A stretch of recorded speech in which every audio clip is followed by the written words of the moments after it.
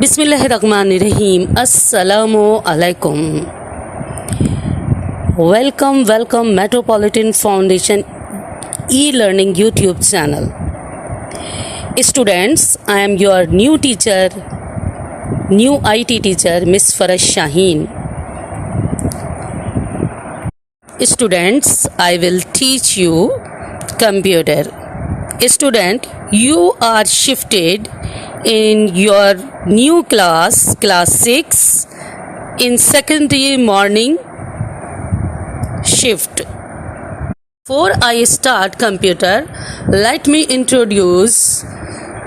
My name is Farah Shaheen or I am your computer teacher. I will teach you computer in very easy and friendly environment. I am very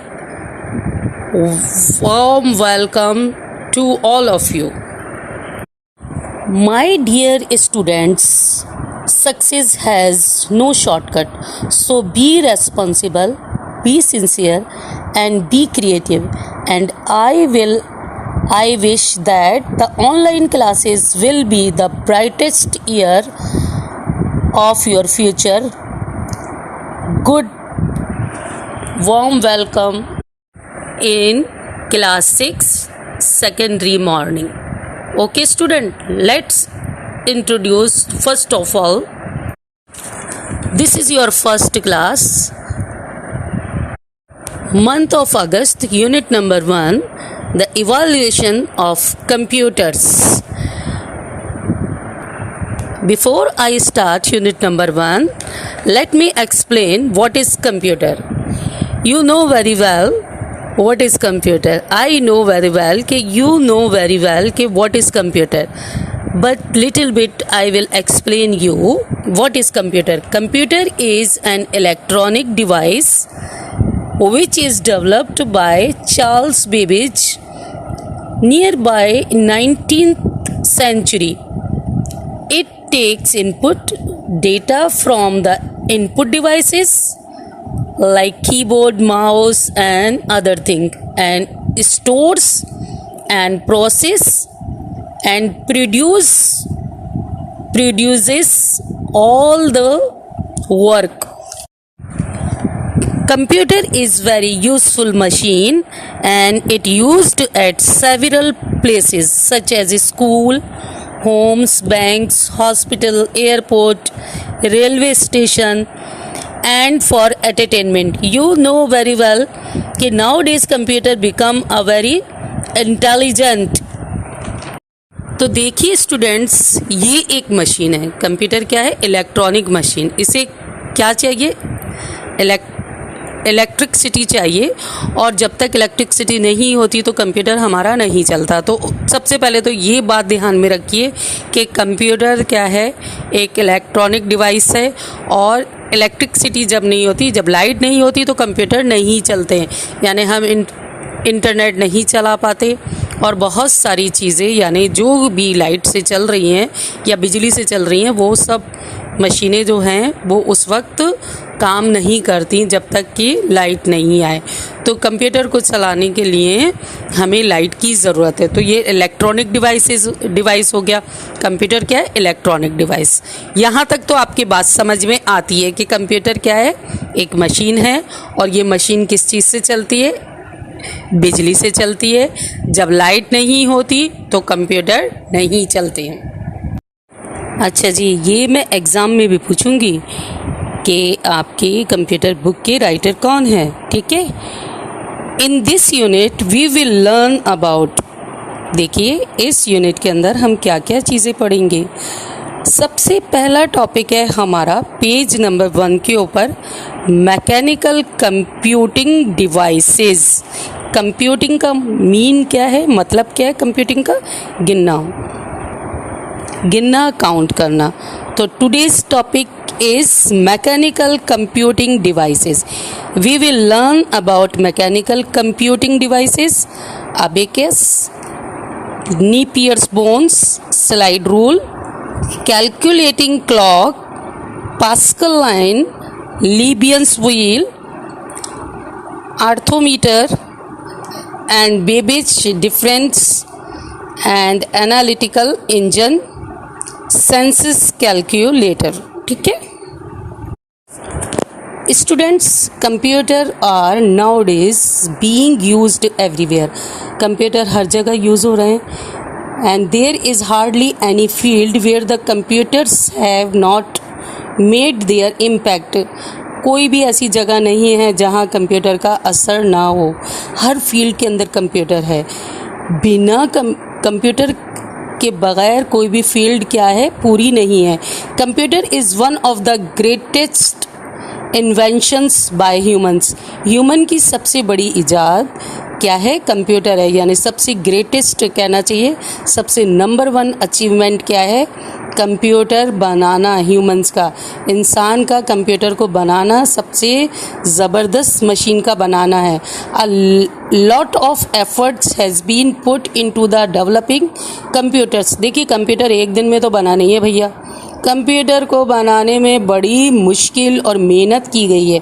हम जो आज computer की जो शक्ल देख रहे हैं ना, वो बिल्कुल क्या है, मॉडर्न एज की है।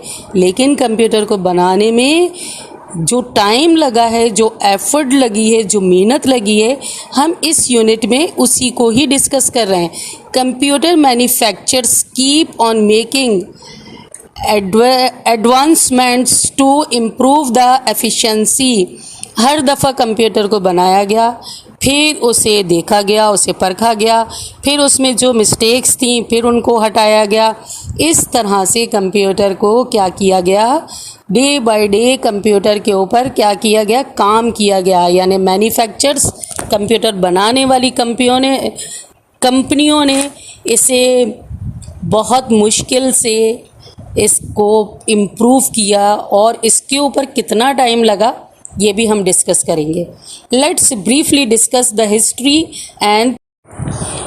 आज के दौर का कंप्यूटर और पुराने दौर के कंप्यूटर के अंदर बहुत टाइम लगा है। बहुत से साइंटिस्ट ने मिलकर इस कंप्यूटर को बनाया है। अच्छा जी, कंप्यूटर आहिस्ता आहिस्ता क्या हुआ है, डेवलप हुआ है। आज का कंप्यूटर अगर हम देखें तो आपके हाथ में जो मोबाइल फ़ोन है, ये भी एक कंप्यूटर की शक्ल है। अगर आज के दौर की अगर हम बात करें तो आज आप मोबाइल के ऊपर सब काम कर लेते हैं। और इसी तरह से आप देखें कि पहले हमें हाथ से लिखना पड़ता था हर चीज़ को, और हम एक दफ़ा में एक ही क्या कहना चाहिए, पेज लिख पाते थे। लेकिन अब क्या है, हम अभी इसी चीज़ को बहुत ज़्यादा दफ़ा अगर हमें करना हो तो बार बार हमें उस पेज को लिखना पड़ता। पहले के दौर की बात करें और आज के दौर की हम बात करें तो हम उसी को फ़ोटोकॉपी करवा के एक पेज से हज़ारों पेज बना सकते हैं। तो वो क्या हो गया, ये रेवोल्यूशनरी आहिस्ता आहिस्ता चेंजेस आए। अब बात करते हैं कि मैकेनिकल कंप्यूटिंग डिवाइसेस क्या होते हैं। तो उससे पहले मुझे ज़रा आपको ये बताना पड़ेगा कि वो मशीनें जो हाथ से चलती हैं, इंसान ही चलाते हैं उनको, और जो हाथ से चलती हैं वो मैकेनिकल मशीनें कहलाती हैं और उसमें बिजली की ज़रूरत नहीं पड़ती। जैसे कुएं से पानी निकालते हैं हम, उसमें बाल्टी और रस्सी चाहिए होती है, लेकिन मैकेनिकल मशीन है वो भी मशीन ही, क्योंकि कुएं से इतनी गहराई से पानी कैसे निकाला जाता। तो उसके लिए क्या हो गया, आहिस्ता आहिस्ता बहुत चेंजेस करने पड़े। अब इसी तरह से हम सिलाई मशीन को देख ले। सिलाई मशीन जो है वो हाथ से चलती है, यानी उसमें एक हैंडल लगा हुआ होता है और आपकी मदर, आप कभी ध्यान से देखिएगा अपनी मदर को, वो सिलाई जब कर रही हो ना तब ध्यान से देखिएगा, तो उसमें मैनुअली एक क्या लगा हुआ होता है, हैंडल लगा हुआ होता है और उससे वो मशीन पूरी ऑपरेट हो रही होती है। तो वो क्या कहलाएगी, वो मैकेनिकल मशीन कहलाएगी। क्यों? क्योंकि उसमें आपकी मदर क्या है, उसे हाथ से चला रही हैं। लेकिन अगर उसके अंदर हम इलेक्ट्रिसिटी का इजाफा कर दें, यानी उसमें हम एक और डिवाइस लगा दें, क्या कहना चाहिए, मोटर लगा दें, तो वो क्या बन जाएगी, इलेक्ट्रिकल मशीन बन जाएगी। क्या बन जाएगी, इलेक्ट्रिकल। तो अगर हम देखें तो मशीनें जो हैं वो, अगर हम ध्यान से देखें तो मशीनें जो हाथ से चलाने वाली, जिस मशीन के अंदर बिजली की ज़रूरत नहीं होती, उसे हम क्या कहते हैं, मैकेनिकल मशीन कहते हैं। और वो मशीनें जो जिसमें बिजली हम इस्तेमाल करते हैं वो इलेक्ट्रोमैकेनिकल कहलाती है, यानी उसमें इंसान और मशीन दोनों की मदद से वो मशीन चलती है। जैसे कि आप बिजली को देख लें, बिजली आप अपनी इस्त्री को देखें, यानी इस्त्री को गर्म करने के लिए आपको किस चीज़ की ज़रूरत होती है? बिजली की ज़रूरत होती है। इसी तरह से आप ओवन को देख लें, ओवन को आप बिजली का तार लगाते हैं और आपका खाना गर्म हो जाता है। क्या उसमें किसी इंसान की ज़रूरत पड़ रही है? हाँ, पड़ रही है, तार लगाने के लिए, बस सिर्फ इतना सा काम है। इसी तरह से आप मोबाइल को देख ले, तो ये मोबाइल क्या है? वायरलेस कंप्यूटर है एक तरह से, यानी उसमें तार की ज़रूरत नहीं है।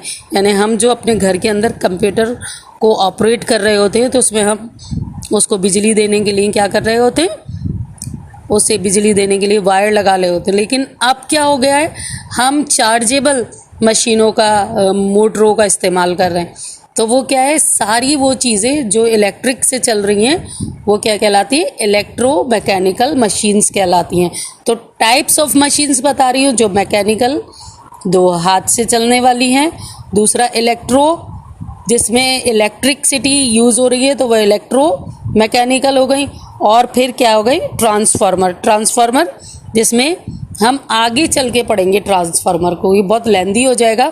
तो आपको मैकेनिकल का मतलब मैंने बता दिया, हाथ से चलने वाली या जिसे हाथ से ऑपरेट किया जाता है।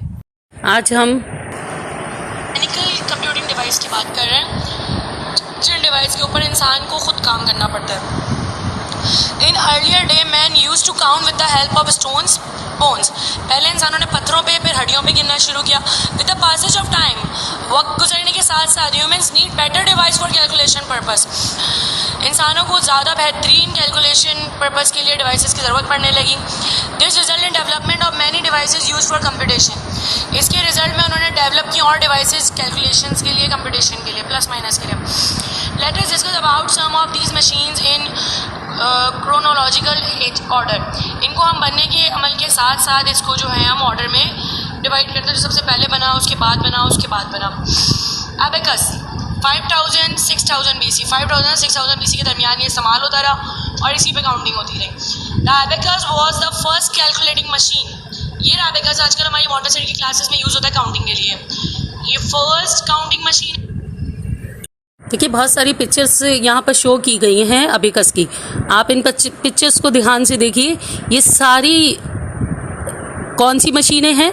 ये मैकेनिकल मशीन्स है, यानी मैकेनिकल कंप्यूटिंग मशीन्स है।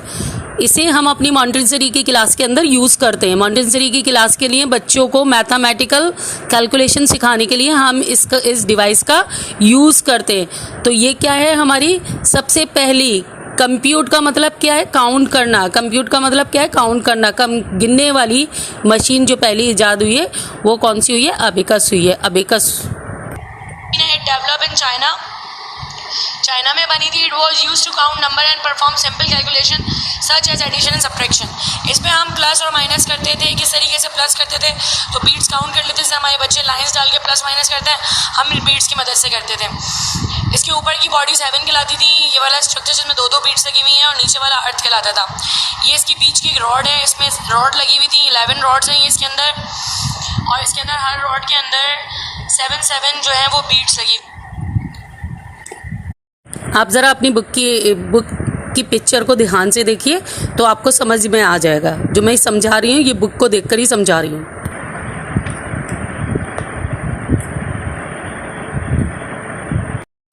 ठीक है, इसे कहते हैं एबेकस।